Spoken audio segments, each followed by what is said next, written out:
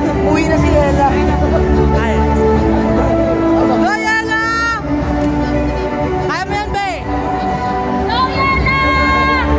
Go, Ella! We have Miss candidate number 6. Okay, so tell something about the picture na makikita mo sa iyong ulan. Katawan.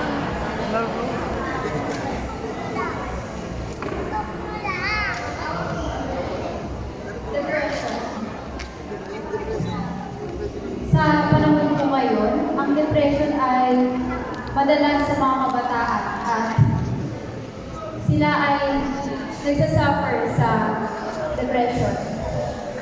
Dahil minsan sila ay hindi napapakinggan, sila ay hindi pinaniniwalaan at ito ay sinasabi magdasal ka lamang at mawawala naman yung mga problema mo. Pero I'm here to be the voice of the youth and not just here in Batangas, but the youth of all countries. And I'm here because I want to prove something, and as a survivor of depression, I know that I can make something and change for the better. That will be all. Thank you. Thank you so much, candidate number 6.